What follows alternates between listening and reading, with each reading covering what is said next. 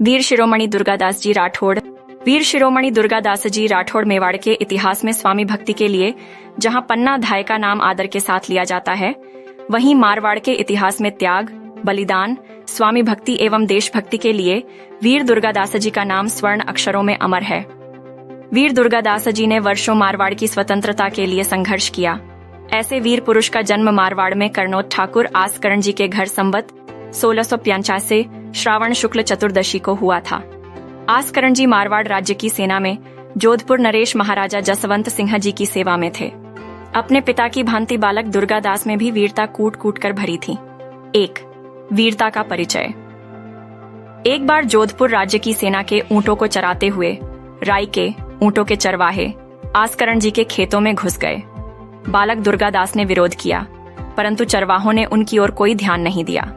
तब वीर दुर्गादास ने क्रोधित होकर तलवार निकाल ली और एक पल भी गंवाए बिना ऊंट का सिर उड़ा दिया। यह समाचार जब महाराज जसवंत सिंह जी के पास पहुंचा तो वे उस वीर बालक को देखने के लिए उतावले हो उठे एवं अपने सैनिकों को दुर्गादास को ले आने का आदेश दिया। अपनी राजसभा में महाराज उस वीर बालक की निडरता एवं निर्भीकता देख अचंभित रह गए। आसकरण जी ने अपने पुत्र को इतना बड़ा अपराध निर्भीकता से स्वीकारते देखा तो वे सकपका गए। परिचय पूछने पर महाराज को झांत हुआ कि यह आसकरण जी का पुत्र है, तो महाराज ने दुर्गादास को अपने पास बुलाकर पीठ थपथपाई और पुरस्कार स्वरूप तलवार भेंट कर अपनी सेना में भर्ती कर लिया। उस समय महाराज जसवंत सिंह जी दिल्ली के मुगल सम्राट बादशाह औरंगजेब की सेना में प्रधान सेनापति थे। इसके पश्चात भी औरंगजेब की दृष्टि जोधपुर राज्य पर थी और वह सदैव जोधपुर हड़पने के विचार में रहता था। संवत 1731 में गुजरात में मुगल साम्राज्य के सल्तनत विरोध में उठे विद्रोह को दबाने हेतु जसवंत सिंह जी को भेज दिया। इस विद्रोह को दबाने के पश्चात महाराजा जसवंत सिंह जी काबुल में पठानों के विद्रोह को दबाने हेतु चल दिए और दुर्गादास की सहायता से पठानों का विद्रोह शांत करने के साथ ही वीर गति को प्राप्त हो गए। उस समय महाराज जसवंत सिंह को कोई पुत्र नहीं थे और उनकी दोनों रानियां गर्भवती थीं। ऐसी स्थिति में मुगल सम्राट औरंगजेब को हस्तक्षेप करने का अवसर प्राप्त हुआ। उसने मारवाड़ हेतु मुस्लिम शासनकर्ता की नियुक्ति की, जिसने राठौर वंश को अत्यंत अस्वस्थ किया। दोनों ने एक एक पुत्र को जन्म दिया। एक पुत्र की मार्ग में ही मृत्यु हो गई और दूसरे पुत्र का नाम अजीत सिंह था। मारवाड़ के वास्तविक उत्तराधिकारी के जन्म के पश्चात वहां के भद्र सज्जन व्यक्ति दुर्गादास के साथ शिशु अजीत सिंह को लेकर दिल्ली गए तथा औरंगजेब से अनुरोध किया कि इस शिशु को उसके स्वर्गवासी पिताजी की संपत्ति एवं पदवी का उत्तराधिकारी घोषित किया जाए। औरंगजेब ने पूरी तरह से मना तो नहीं किया, किंतु सुझाव दिया कि अजीत सिंह की सुरक्षा हेतु दिल्ली में ही औरंगजेब के निरीक्षण में उनका पालन पोषण हो। राठौर वंश के प्रमुख का पालन पोषण औरंगजेब के कट्टर मुस्लिम परिवार में हो, यह उस वंश को स्वीकार नहीं था। राजकुमार अजीत सिंह अपनी माताजी के साथ नई दिल्ली के झांदेवलन के निकट भूली भटियारी प्रासाद में रहते थे। दुर्गादास तथा अन्य प्रतिनिधि मंडल ने अजीत सिंह को दिल्ली से बाहर ले जाने का निश्चय किया। दुर्गादास तथा उनके 300 साथियों ने ठाकुर मोकम सिंह बलुंदा तथा मुकुंद दास खिची ने योजना बनाई। योजना के अनुसार मोकम सिंह बलुंदा की पत्नी बाघेली जी ने अपनी शिशु कन्या को अजीत सिंह के स्थान पर रखा। जैसे ही वे शहर की सीमा तक पहुंचे, उन्होंने देखा कि मुगल पहरेदार दुर्गादास तथा उनके साथियों का पीछा कर रहे थे। अपने से कई गुना अधिक संख्या में मुगल सेना के साथ युद्ध करते हुए उन्हें वहां से निकलकर जाना था।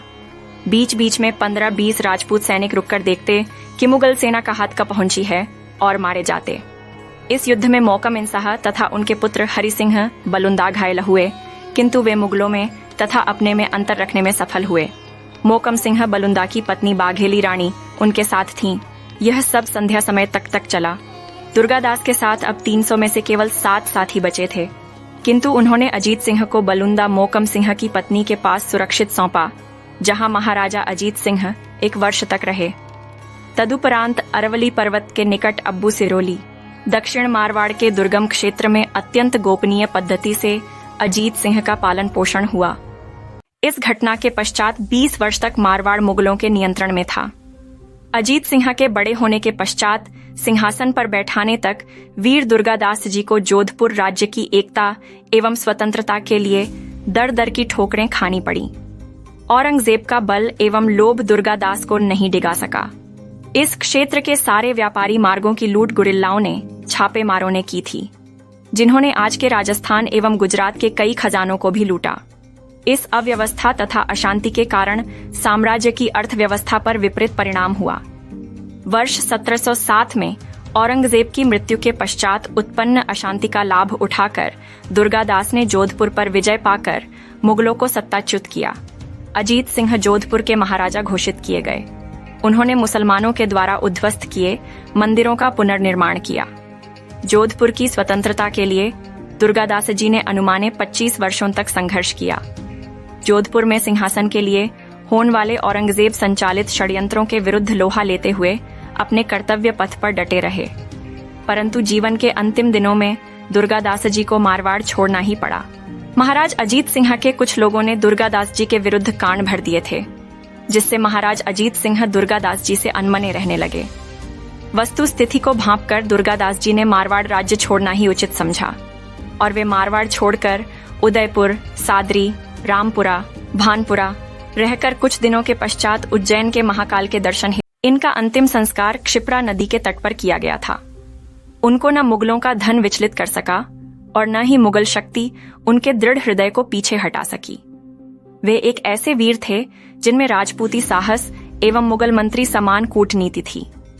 दुर्गादास जी हमारी आने वाली पीढ़ियों के लिए वीरता, देश प्रेम, बलिदान एवं स्वामी भक्ति की प्रेरणा तथा आदर्श बने रहेंगे। 5.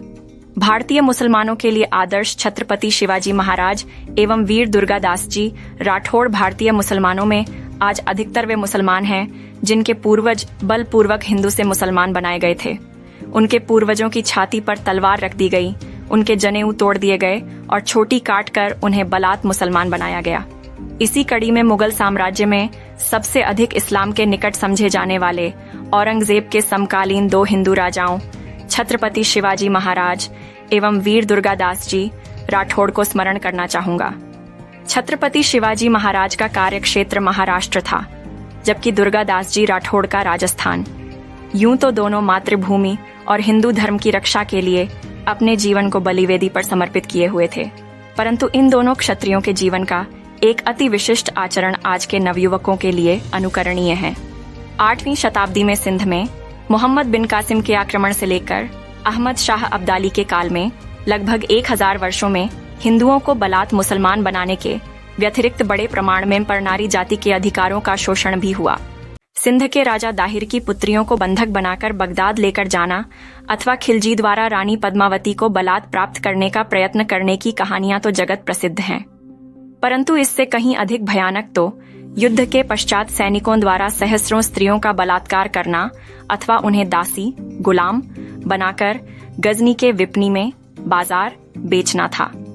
छत्रपति शिवाजी महाराज एवं दुर्गादास जी राठौड़ मुसलमानों द्वारा नारी जाति की ऐसी दुर्गति से भली भांति परिचित थे, परंतु उनके वैदिक संस्कारों की विशेषता ही कहेंगे कि उन्होंने अपने विरोधियों की भांति पशुवत व्यवहार नहीं अपनाया। छत्रपति शिवाजी महाराज के एक सैनिक अभियान में उनके सेना नायक ने कल्याण के मुस्लिम प्रांताधिपति सूबेदार बहू को अपने अधिकार में लेकर महाराज के सामने प्रस्तुत किया था, परंतु उन्होंने सर्वप्रथम लाने वाले सैनिक को दंडित किया और उस महिला को माता की उपाधि से संबोधित कर क्षमा मांगकर उसे ससम्मान उसके स्थान पर पहुंचा दिया।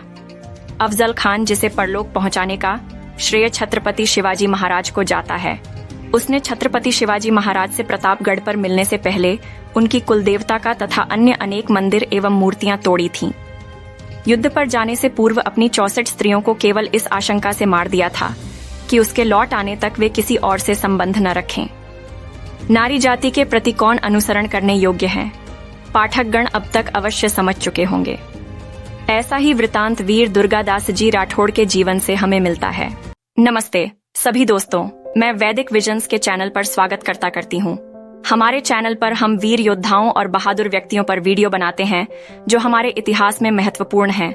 हम इसमें उनकी कहानियों को प्रस्तुत करते हैं ताकि आप लोग उनके बारे में अधिक जान सकें। तो कृपया हमारे चैनल वैदिक विजन्स को सब्सक्राइब करें और हमारे वीडियो को देखते रहें। धन्यवाद।